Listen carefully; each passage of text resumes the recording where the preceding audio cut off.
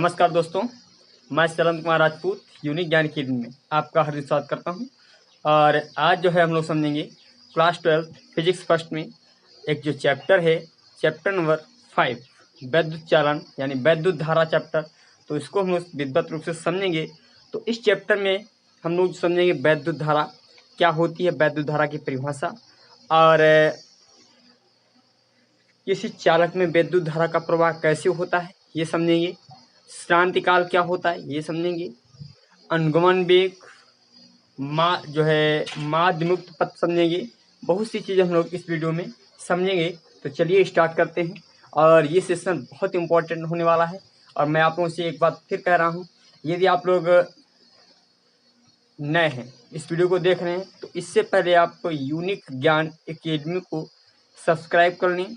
और सब्सक्राइब करने के पश्चात यदि आप विधिवत रूप से पढ़ना चाहते हैं, यदि आप पूरे कोर्स को विधिवत रूप से पढ़ना चाहते हैं, तो हमारे चैनल यूनिक ज्ञान एकेडमी को आप सब्सक्राइब करें और उसमें प्लेलिस्ट में जा करके, और आप जैसे प्लेलिस्ट में जाएं और प्लेलिस्ट में जाने के बाद जब आप प्लेलिस्ट में पहुंचेंगे तो उसमें एक आपको प्लेलिस्ट मिलेगी, फिजिक्स पढ़ें एकदम शुरुआत से।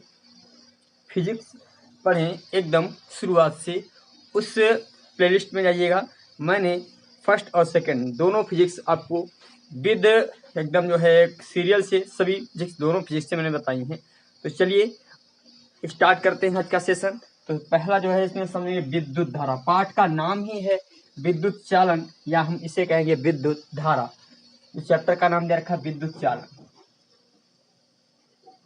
विद्युत चालन या विद्युत धारा।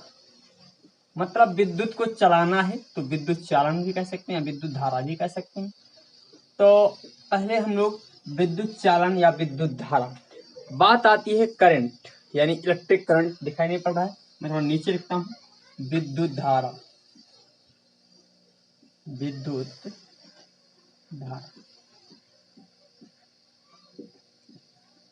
और ये विद्युत धारा होती क्या है, और विद्युत धारा यानी करंट, करंट क्या है, कैसे फ्लो होता है, ये सब चीजें हम लोग इसमें सीखेंगे।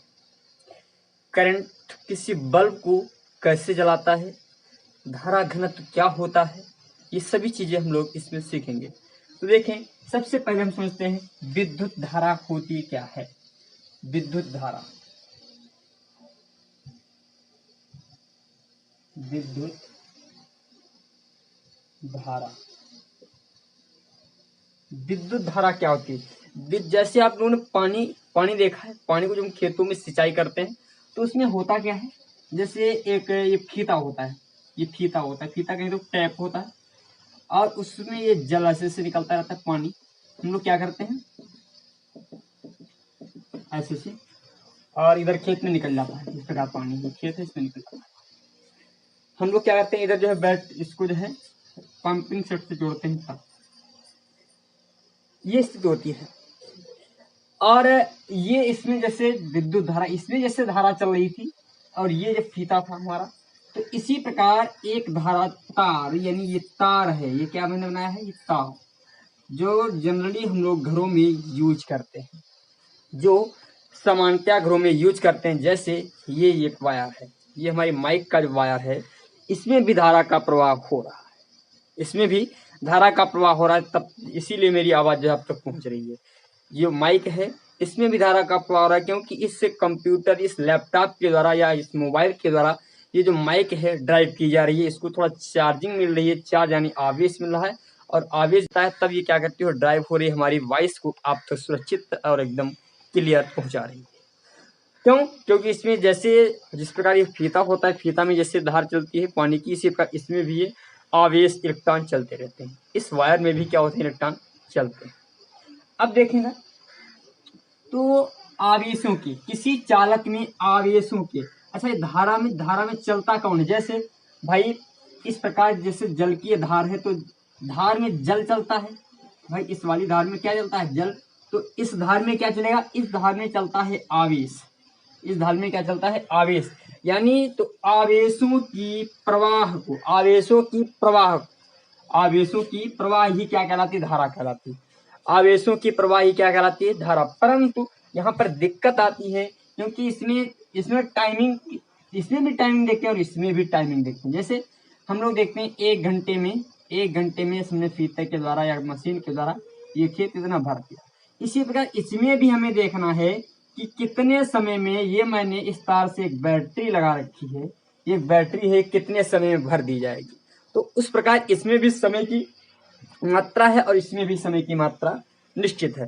तो देखें, समय के लिए हम समझेंगे आवेशों की प्रवाह की दर को, यानी कितने समय में कितने आवेश निकल रहे हैं। तो आवेशों की प्रवाह की दर को, आवेशों की प्रवाह की दर को विद्युत धारा कहते हैं। विद्युत धारा कहते हैं, यानी क्या कहते हैं, आवेशों की प्रवाह को दर को हम लोग क्या नाम देते हैं, विद्युत धारा। यानी विद्युत धारा की परिभाषा पूछ दी जाए तो कहेंगे आवेशों की प्रवाह की दर को हम लोग क्या कहते हैं, विद्युत धारा। यानी मान लेते हैं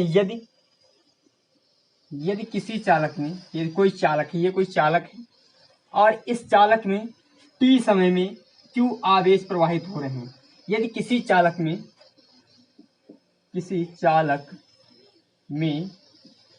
t समय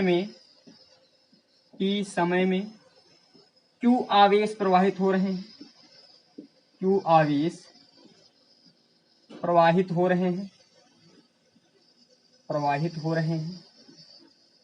तो धारा I बराबर हो जाएगी Q बाई टी।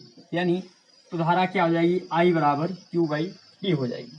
यानी क्या हो जाएगी, धारा I बराबर Q बाई टी। यदि हम मान लेते हैं समय क्या हो, एकांक, t बराबर यदि हम 1 रख दें तो I बराबर Q आ जाएगा, I बराबर Q आ जाएगा। क्या आ जाएगा, I बराबर Q। तो यहाँ से हम एक कार्य करते हैं, अब भाई जब t बराबर हमने 1 रख दिया है तो उसमें क्या लिखेंगे, एकांक, यानी t समय क्या कर दिया है, एकांक। तो इसमें लिखेंगे एकांक समय में किसी चालक से प्रवाहित होने वाले आवेश या प्रवाहित होने वाले आवेश को ही चालक में प्रवाहित धारा के बराबर होता है। मतलब इसको थोड़ा फिर समझ लें, एकांक समय में किसी चालक से प्रवाहित होने वाले आवेश, किसी चालक में एकांक समय में प्रवाहित होने वाले आवेशों को ही वैद्युत धारा कहते हैं, ये कह सकते हैं। इसको लिख लें दोबारा, ठीक है। लिखेंगे किसी चालक में एकांक समय में प्रवाहित आवेशों को उस चालक में प्रवाहित धारा कहते हैं या उस चालक की प्रवाहित धारा कहते हैं।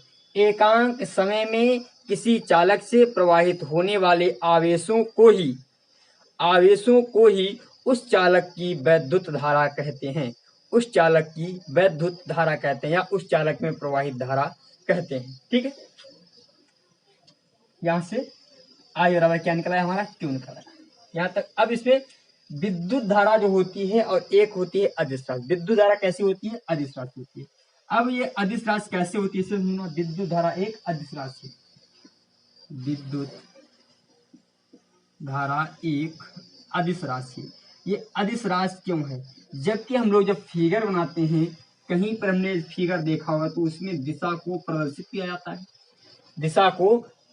जाता है, परंतु ये अदिश राशि क्यों है, थोड़ा इसे समझें।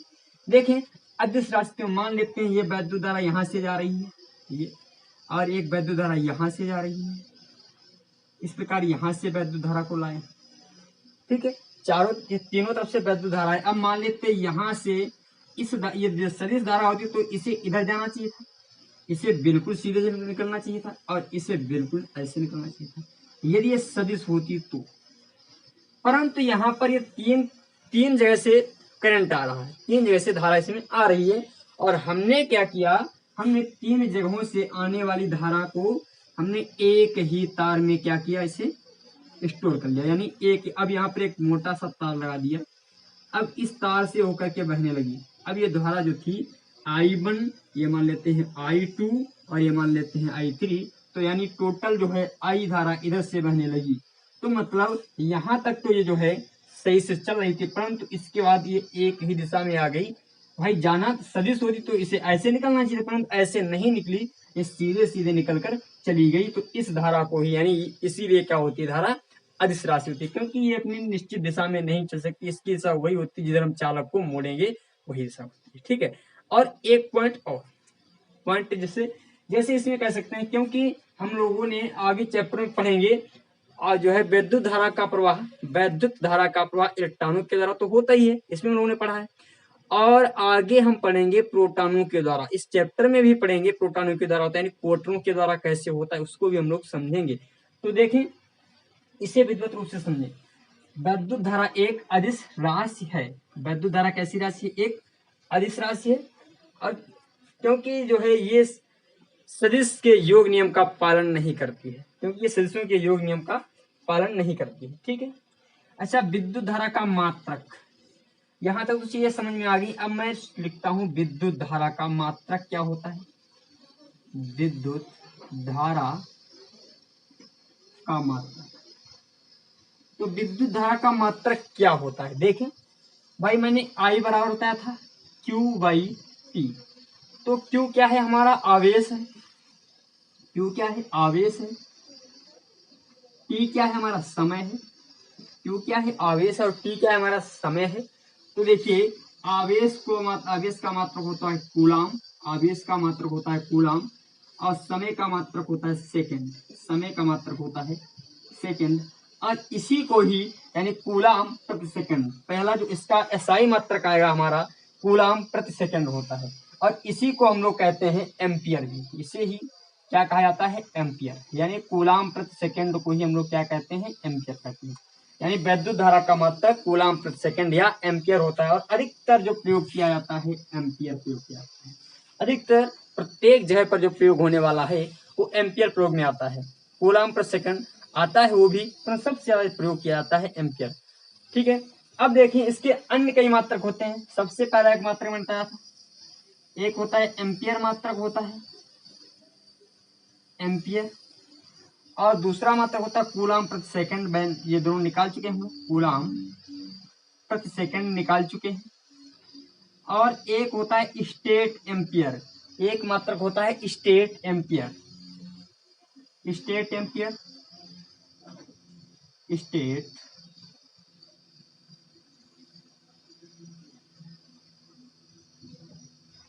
स्टेट एम्पियर होता है। और जो होता है स्टेट एम्पियर होता क्या है, मैं आपको बता दूं, ये होता है 1/3 × 10⁻9 एम्पियर के बराबर होता है। एक स्टेट एम्पियर जो होता है 1/3 × 10⁻9 एम्पियर के बराबर होता है। और एक जो लास्ट होता है, मैं यहाँ पर लिख देता हूँ, यहाँ पे दिखाई नहीं पड़ेगा, चलो मैं थोड़ा नीचे कर देता हूँ कैमरे को, अब दिखाई पड़ेगा। जो लास्ट होता है AB एम्पियर, AB एम्पियर होता है। एक स्टेट एम्पियर, एक होता है AB एम्पियर। AB एम्पियर का मतलब ये जो होता है 10 एम्पियर के बराबर होता है। एक AB एम्पियर 10 एम्पियर के बराबर होता है। ये इसके मात्रक हो गए। इसके बहुत से मात्रक हैं, मैंने 4 मात्रक यहाँ पर बताए हैं। ठीक है, अब देखें, यदि इसकी विमा लिखी जाए, इसकी यदि हम विमा को लिखें तो एम्पियर, यानी एम्पियर, तो इसकी विमा, इसका मात्रक यदि एम्पियर है, इसका मात्रक यदि क्या है? एम्पियर है, तो एम्पियर से देखो, इसे हम ए भी लिख सकते हैं, एम्पियर से ए भी। ये इस वाले सूत्र से निकालना चाहें तो कूलाम का आवेश यानी कूलाम AT होता है, क्योंकि Q बराबर होता है IT, Q बराबर क्या होता है? IT होता है। और यहाँ पर कूलाम का आवेश हमने AT लिख दिया, यानी एम्पियर, I से एम्पियर, T से समय, और अपॉन सेकंड, सेकंड को भी हम लोग T से लिखेंगे। तो देखिए इसमें होगा क्या, T से T कट जाएगा, तो हमारा मात्रक, इसकी जो विमा आ जाएगी हमारी, क्या आ जाएगी? A। यानी विद्युत धारा की जो विमा होती है वो A होती है। विद्युत धारा की जो विमा होती है A होती है। यहाँ तक चीजें क्लियर है? विद्युत धारा की विमा, ये सभी चीजें मैंने बताई, आपको क्लियर हुआ होगा। चलो, और ध्यान रखें, यदि ये वीडियो आप शुरुआत से देखें, क्योंकि मैंने ये बिल्कुल पहली वीडियो है, और इस वीडियो को आपने विधिवत रूप से शुरुआत से देख लिया, सही से समझ लिया, तो आपको कोई भी दिक्कत होने वाली नहीं है। और यदि आपने इस वीडियो को मिस कर दिया, इस वीडियो में कुछ नहीं सीखा, तो आपको बहुत सी दिक्कतें होंगी। ध्यान रखें, जैसे विद्युत धारा के लिए कुछ शर्तें हैं, विद्युत धारा के लिए भी शर्तें हैं। तो प्रवाह की शर्तें, विद्युत धारा है, धारा प्रवाह की शर्तें क्या होती है, क्या है धारा प्रवाह की शर्तें? हेडिंग डालेंगे धारा प्रवाह की शर्तें। धारा प्रवाह की शर्तें। तो धारा प्रवाह की शर्तें क्या हैं? धारा प्रवाह की शर्तें क्या हैं? देखें धारा प्रवाह की शर्तें कौन कौन सी हैं। पहली शर्त, जैसे भैया हम लोग क्या करते हैं, एक ये मान लेते हैं, ये खेत ले लिया हमने, ये मान लिया ये खेत है कोई बराबर, चलो समझ लेते हैं ये क्या है, हमारा खेत है कोई बराबर खेत है, ठीक है, ये बराबर खेत है। और हमने क्या किया, इसमें से हमें पानी लाना है। अब ये पानी लेकर आ रहे हैं, अब ये खेत ये बराबर है, और इस खेत में मान लेते हैं बिल्कुल बराबर पानी हो गया। दो खेत हैं, ये दो खेत हैं क्या है, आपस में जुड़े हुए, ठीक है। और इस खेत में पानी भी ज्यादा है, तो इस खेत में भी पानी जाता रहेगा, जाता रहेगा, जाता रहेगा।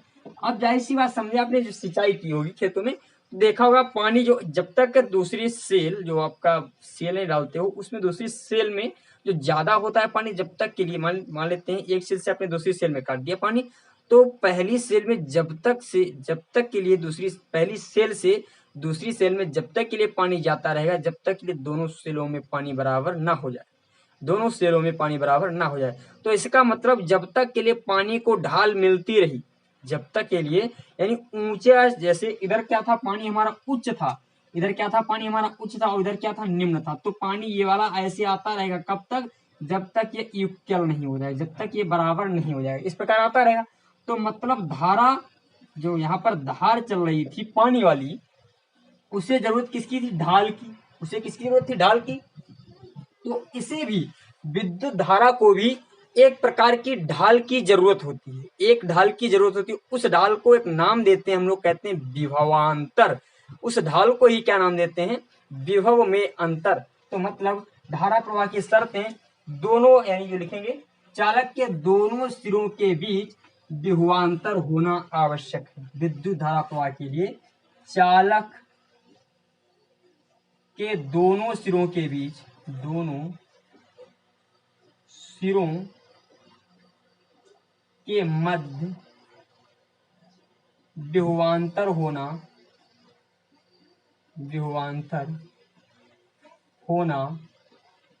अति आवश्यक है। यदि विभव का अंतर नहीं हुआ, यदि विभव में अंतर नहीं हुआ, तो धारा का प्रवाह नहीं होगा। विभवांतर होना अति आवश्यक है, अति आवश्यक है, ध्यान रखें। क्योंकि ये पहला पॉइंट है, ये सिर्फ एक ही पॉइंट पे निर्भर करती है और कुछ नहीं है। धारा प्रवाह की एक ही शर्त है, विभवांतर, और कोई शर्त नहीं है। अच्छा, और शर्तें क्या हो सकती हैं, चालक कैसा होना चाहिए, सुचालक होना चाहिए, नहीं तो धारा का प्रवाह नहीं होगा। दो शर्तें, दो तीन शर्तें जो चाहे वो लिख सकते हैं, देखें।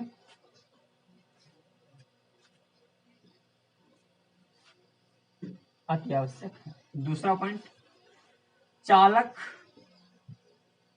पदार्थ चालक होना चाहिए, पदार्थ विद्युत का सुचालक हो। कैसा हो, सुचालक, यानी कुचालक ना हो, सुचालक होना चाहिए। ये दो शर्तें हैं, ठीक है। अब मैं मान लेता हूं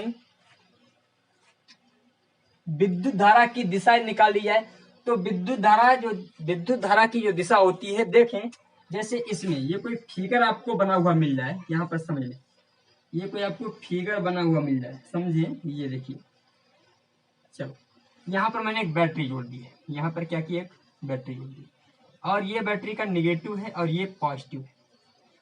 तो धारा क्या होती है, हमेशा पॉजिटिव से निगेटिव की ओर, धारा क्या होती है, हमेशा पॉजिटिव से निगेटिव की ओर, यानी इधर की ओर जाएगी। तो इधर से पॉजिटिव यानी कहे तो प्रोटॉन है, पॉजिटिव क्या है, प्रोटॉन, प्रोटॉन कैसा है, धनावेशित कण है, प्रोटॉन कैसा है, धनावेशित कण है। और निगेटिव कहें तो इलेक्ट्रॉन, निगेटिव कहें तो हम इलेक्ट्रॉन, और इलेक्ट्रॉन कैसा है, ऋणावेशित कण है, ऋणावेश है, यानी ऋणावेश है, और प्रोटॉन क्या है, धनावेश है। प्रोटॉन जो है धनावेश है और इलेक्ट्रॉन क्या है, ऋणावेश है। अब थोड़ा समझें, जो धारा होती है हमेशा धनावेश से, हमेशा धारा क्या होती है, धनावेश से ऋणावेश की ओर प्रवाहित होती है, धनावेश से ऋणावेश की ओर।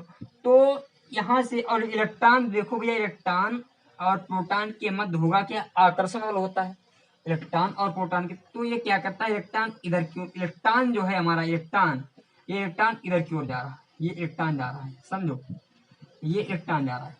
चीजों को विधिवत रूप से समझिए, एक एक पॉइंट को समझ करके तभी आपको समझ में आएगी फिजिक्स है, फिजिक्स बहुत जरूरी है।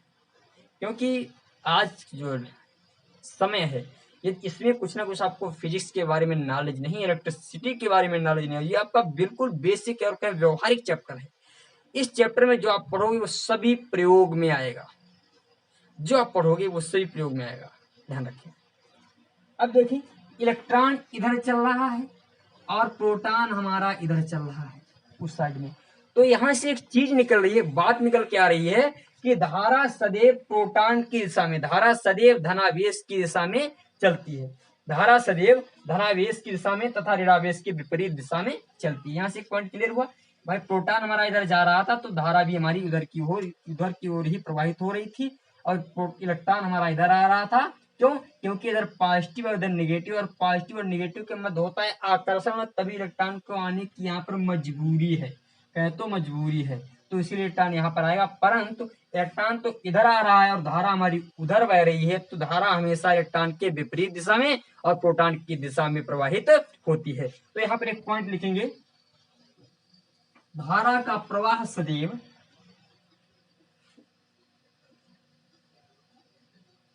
धारा का प्रवाह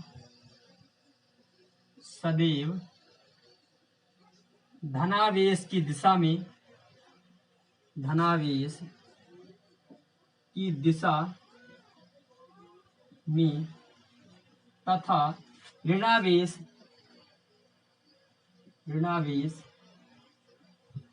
के विपरीत, ऋणावेश की विपरीत दिशा में होता है, ऋणावेश की विपरीत दिशा में होता है।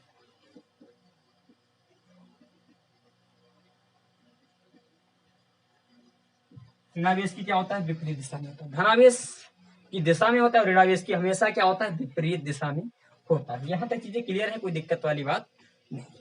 चलो अब और देखते हैं आगे। यदि हम मान लेते हैं I बराबर फार्मूला है क्या, Q/T होता है। अब यहाँ से कुछ चीज समझ लेना, क्योंकि अब हमने एक मोस्ट इंपॉर्टेंट जो है एक डिफिनेशन आती है प्रत्येक वर्ष, 1 एम्पीयर धारा को जो है परिभाषित कीजिए, प्रत्येक वर्ष एक डिफिनेशन आती है, तो उसे हमें जो है डिफाइन करना है। देखें I बराबर क्या होता है, T, I बराबर क्या होता है, Q/T। यदि हम यहाँ पर Q बराबर क्या रख दें, यदि हम I बराबर मान लेते हैं 1 एम्पीयर, धारा का मान ले ले 1 एम्पीयर, धारा का मान क्या लेने, 1 एम्पीयर ले लें, और T बराबर भी क्या ले लें, हम 1 एम्पीयर ले लें। यदि T बराबर भी हमने 1 एम्पीयर ले लिया, T बराबर क्या किया, 1 एम्पीयर, तो जो हमारा Q बराबर आ जाएगा, Q बराबर क्या आ जाएगा, 1 आ जाएगा, Q बराबर क्या आ जाएगा, 1 आ जाएगा। तो मतलब 1 एम्पीयर की धारा को हम समझाने चल रहे, ध्यान रखें।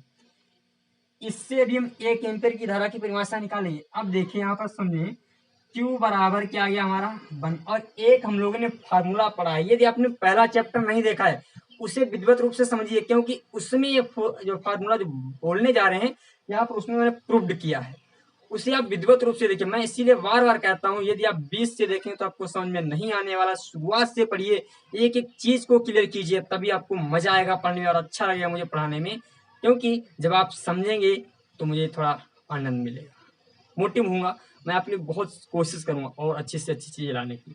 अब देखें Q बराबर एक फार्मूला हमने पढ़ा है एन, Q बराबर क्या पढ़ा है, एन ई। अब Q की जगह पर हम क्या रख देते हैं, एन, Q की जगह पर एन ई रख दिया हमने, बराबर 1। अब हम मान लेते हैं इलेक्ट्रॉनों की संख्या निकालनी है, 1 एम्पीयर धारा में कितने इलेक्ट्रॉन होते हैं हम निकाल लेते हैं, तो 1/1.6 हो जाएगा, इंटू 10⁻⁻⁹ हो जाएगा, दशमलव हटाया ऊपर एक जीरो बढ़ा दिया। जब हम इसे n को इसको इससे भाग देंगे, तो भाग देने के बाद देखिए क्या आएगा हमारा, इसे यहाँ पर मैं लिख देता हूँ, n बराबर आ जाएगा यहाँ पर यहाँ पे जो हमारा आ गया कितना, अच्छा इसको यदि मैं 10 की पावर 19 को, देखो यहाँ पर क्या है 19 है, यदि इसे ऊपर ले जाऊंगा तो प्लस में हो जाएगा 19, ये माइनस का 19 था, यहाँ पर भाई ऊपर जाएगा तो प्लस का हो जाएगा, बट्टे क्या है 16।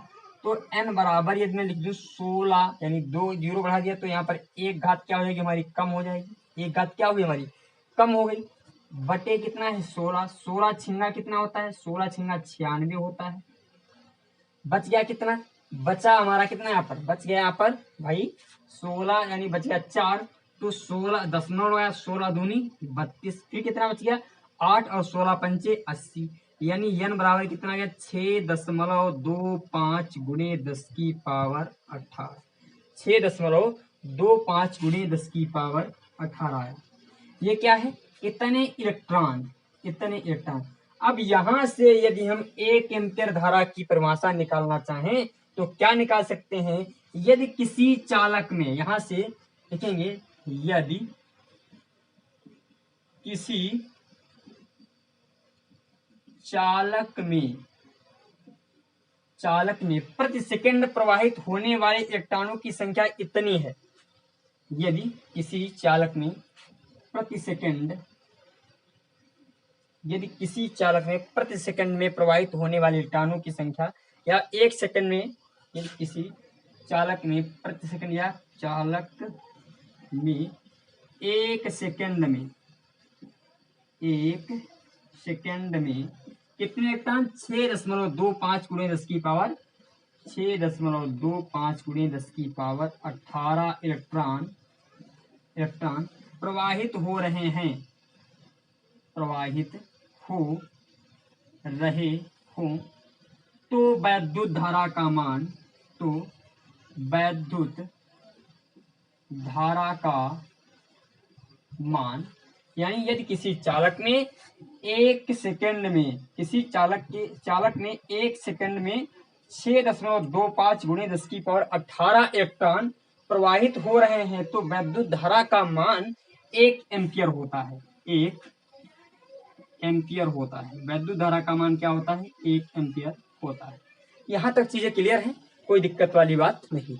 मतलब यदि किसी चालक को हम देख लें और उस चालक में क्या हो, वैद्युत धारा कितनी हो, यदि एक सेकंड में इतने इलेक्ट्रॉन जा रहे हैं, मतलब किसी को 1 एम्पियर का, यानी 1 एम्पियर का करंट लगता है, तो एकदम होता क्या है, इतने करंट, इतने इलेक्ट्रॉन, कितने भैया 6.25 गुणे 10 की पावर 18, इतने इलेक्ट्रॉन एक सेकंड में प्रवेश कर जाते हैं। यदि किसी को 1 एम्पियर का झटका लगता है, तो यदि किसी को 1 एम्पियर करंट लग जाए तो इसका मतलब ये है इतना करंट, इतने इलेक्ट्रॉन एकदम शरीर में क्या होते हैं, प्रवेश कर जाते हैं। अरे वाह।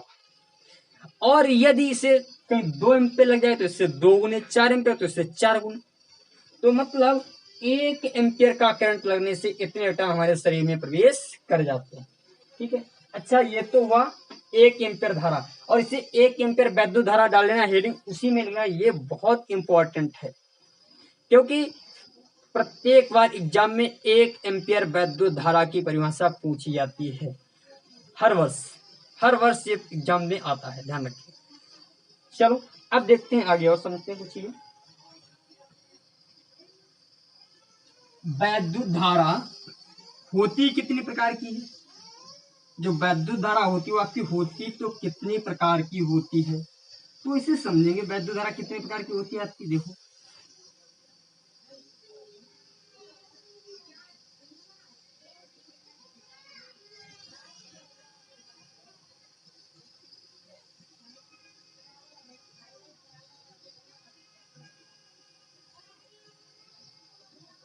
वैद्युत धारा कितने प्रकार की होती है, देखिए इधर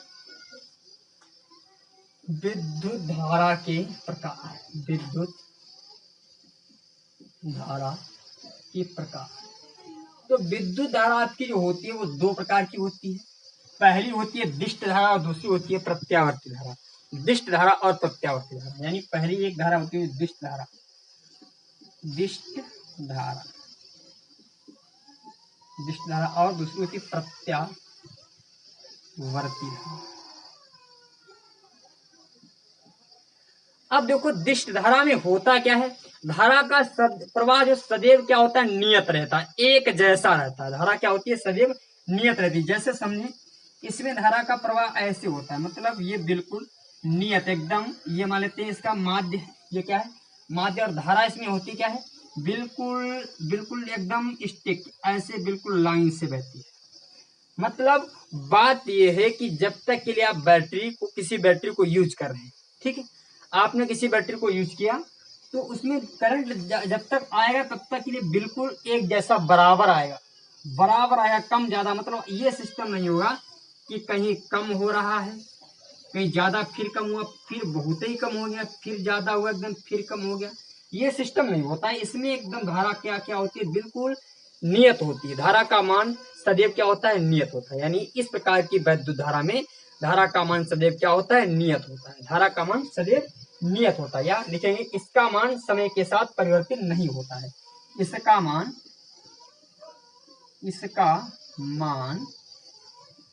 समय के साथ परिवर्तित नहीं होता है, परिवर्तित नहीं होता है। इसका मान क्या होता है, समय के साथ, इसका मान समय के साथ परिवर्तित नहीं होता। ये धारा समय के साथ परिवर्तित नहीं होती है, ठीक है। मतलब इस धारा जो मैं बता रहा हूं, ये धारा समय के साथ परिवर्तित नहीं होती, मतलब बिल्कुल स्ट्रिक्ट रहती है। चाहे आप चाहे जब देखिए यही मान मिलेगा, इसमें कम ज्यादा मान नहीं होगा। अब इसमें क्या होता है, यह धारा समय के साथ परिवर्तित हो जाती है। यह धारा समय के पहले बहुत उच्च होगी और फिर शून्य हो जाएगी, और फिर शून्य से भी नीचे चली जाएगी एकदम, फिर भैया ऊपर जाएगी, धीरे धीरे बढ़ेगी, फिर शून्य होगी, फिर ऊपर चली जाएगी, फिर मतलब इस प्रकार ये धारा का प्रवाह होता है।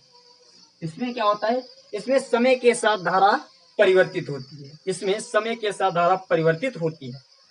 यानी इसमें समय के साथ धारा परिवर्तित होती है, धारा परिवर्तित होती है। होता क्या है, इसमें समय के साथ धारा परिवर्तित होती रहती है। इसी को हम कहते हैं प्रत्यावर्ती धारा, प्रत्यावर्ती धारा, प्रत्यावर्ती धारा क्या कहते हैं भैया, प्रत्यावर्ती। ऐसी धारा जो समय के साथ परिवर्तित होती रहती है, प्रत्यावर्ती धारा कहलाती है, ठीक है। अब वो कुछ पॉइंट और समझ लेते हैं हम लोग। कुछ पॉइंट समझने हैं, देखिए जैसे मान लेते हैं यदि कहीं ये धारा एक सीधे चालक में ना बह करके किसी गोलीय चालक में बहे तो धारा का सूत्र क्या हो जाएगा। यदि यही धारा किसी सीधे चालक में ना बह करके किसी गोलीय चालक में, मतलब ये कोई तार की ले लें और ये तार है हमारा ऐसे, और इस तार में मान लेते बहुत बड़ा गोला जैसा है ऐसे, ठीक है, इसमें धारा बह रही है, तो इसमें धारा का सूत्र क्या हो जाएगा, यानी किसी गोली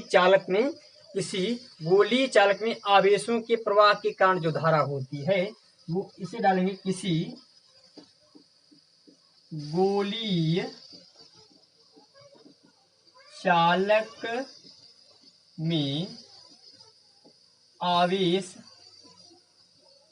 प्रवाह के कारण विद्युत धारा, किसी गोली चालक में आवेश प्रवाह के कारण विद्युत धारा। तो होता क्या है, Q बराबर जो I बराबर हो जाती है Q बाई कैपिटल T। अब ये कैपिटल T क्या है, कैपिटल T है जो हमारा आवर्तकाल, और आवर्तकाल यानी T बराबर फार्मूला होता है हमारा, एक सुंदर सा जो फार्मूला आता है 2πr/v। ये किसके लिए होता है, रेखीय। मान लेते हैं रेखीय कोई इस प्रकार चल रहा है ऐसे से, मान लेते हैं बिल्कुल एक दिशा में ऐसे चल रही है ऐसे से, देखिए, तो उसका आवर्तकाल हम लोग इससे निकालेंगे 2πr/v। और ये हमारा फार्मूला कैसे रेखीय है कि समझे, मान लेते हैं क्यों, क्योंकि कितने, ये एक परिध है, ये परिध है, 2πr परिध का सूत्र होता है, परिध का सूत्र क्या होता है 2πr, और हमें निकालनी क्या है, चाल। भाई समय निकालना है तो दूरी बटे चाल, तो ये तो 2πr हमारी क्या हो गई, दूरी हो गई, 2πr क्या हो गई, दूरी, और चाल यानी v यानी वेग, तो ये हमारी क्या मिल जाएगी, 4 दूरी बट्टे चल यानी समय मिल जाएगा। तो हमें समय यहाँ से निकाल लें, तो इस प्रकार हम समय निकाल सकते हैं। अब मान लेते हैं यदि कहीं पर ये मान ना दे रखा हो तो एक फार्मूला और आता है, एक जो फार्मूला आता है मैं उसे बता रहा हूँ। वो फार्मूला आता है T बराबर 2 पाई बाई ओमेगा। अब ये v क्या है, रेखीय वेग है, जहां पर v हमारा क्या है, रेखीय वेग है, और यहाँ पर ओमेगा क्या है, कोणीय वेग है। ओमेगा जो है हमारा कोणीय वेग है, ठीक है। कहीं पर कोणीय वेग दे दिया जाए, मान लेते हैं इसमें रेखीय वेग इसमें दे दिया जाए इतने चक्कर प्रति सेकंड बोल दिया जाए, कहे कि इतने चक्कर प्रति सेकंड से लगा रहा है, तो आप लोग निकाल सकते हैं। और यदि मान लेते हैं यहाँ पर कोणीय वेग दे दिया जाए कि इतने कोणीय वेग से प्रत्येक जो है क्षण में धारा बह रही है, यानी इतना कोणीय वेग है, तो कोणीय वेग यानी ओमेगा आपका दिया होगा, तब आप ये लगा लेंगे। यदि कहीं पर आवृत्ति दे दे तो फार्मूला होता है T बराबर 1/n। तो इससे भी हम लोग निकाल सकते हैं। आज का सेशन यहीं तक रखेंगे। आपको समझ में आया हो थोड़ा बहुत तो लाइक करना ना भूलें और कमेंट भी करें। चलो फिर मिलते हैं अगली वीडियो में, तब तक के लिए आपको नमस्कार, थैंक यू।